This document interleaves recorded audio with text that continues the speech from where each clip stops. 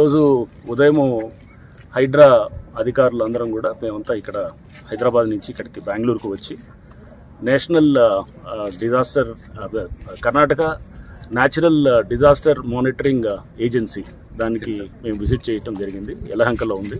వాళ్ళు రకరకాల సాంకేతిక పరిజ్ఞానాన్ని వాడుతూ వాళ్ళు డిజాస్టర్ని ముందుగానే వాళ్ళు ఫోర్కాస్ట్ చేయటం, వచ్చిన ఆ ఫోర్కాస్ట్ని మళ్ళీ దాని రియాలిటీకి దగ్గరగా కూడా ఉండటము.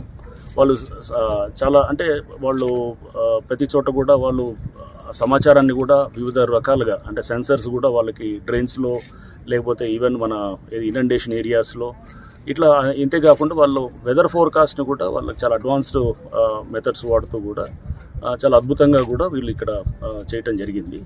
సో దీన్ని మేము తప్పకుండా హైదరాబాద్లో వెళ్ళిన తర్వాత అక్కడ ప్రభుత్వంతో కూడా మేము డిస్కస్ చేసిన తర్వాత డిజాస్టర్ ఫోర్కాస్ట్ని ముందుగానే మనకి జాగ్రత్తగా అంటే యాక్యురేట్గా ఇచ్చేటటువంటి దిశగా ఏమేమి చేయాలనే దాని గురించి కూడా మేము ప్రభుత్వంతో సంప్రదించి చర్యలు తీసుకోవడానికి తప్పకుండా మేము ముందడుగు వేస్తాం. అండ్ అంతేకాకుండా ఈ డిజాస్టర్ మేనేజ్మెంటు లేదా డిజాస్టర్ రెస్పాన్స్ దీనికే కాకుండా ఇక్కడ ప్రధానంగా మేము రావడానికి ఒక ముఖ్య ఉద్దేశం ఈ చెరువులు అన్నింటినీ కూడా ఏదైతే కనుక ఇక్కడ చాలా చక్కగా బెంగళూరులో బీబీఎంపీ ఆధ్వర్యంలో ఇక్కడ మేము విమోస్ అనే సంస్థ వారు ఇక్కడ వారు యూనిస్ అండ్ వారి టీం అంతా కూడా వారు మాకు ఇక్కడ రివైవ్ చేస్తున్నటువంటిది కూడా చూపించడం జరిగింది. చాలా అద్భుతంగా జరుగుతున్నది. ఇక్కడ దాదాపు వీళ్ళు ఈ చెరువులు 200 చెరువుల్లో 130 చెరువుల దాకా ఇక్కడ కూడా వాళ్ళు రివైవ్ చేశారని చెప్పారు.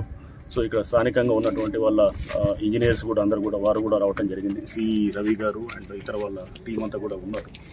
సో వీరందరూ కూడా మాకు వీళ్ళు ఇక్కడ చూపించడం జరిగింది చెరువులన్నీ కూడా ఎట్లా రివైవ్ చేస్తున్నారు అనేది. చాలా సిస్టమేటిక్గా చాలా పబ్లిక్ పార్టిసిపేషన్ కూడా తీసుకుంటూ ఈ చుట్టుపక్కల ఉన్నటువంటి సిటిజన్స్ని కూడా వాళ్ళని కూడా దీంట్లో భాగస్వాములు చేస్తూ అండ్ ఇంతేకాకుండా వాటర్ని అంటే పొల్యూటెంట్స్ని వచ్చేదాన్ని ట్రీట్ చేసిన తర్వాతే వాళ్ళు ఈ చెరువుల్ని అంటే దాంట్లో పొల్యూషన్ లేకుండా దాన్ని తగ్గించడానికి ఇక్కడ ముందు ట్రీట్ చేసిన తర్వాత అది చేయటం ఆ పద్ధతులన్నీ కూడా చూసాము.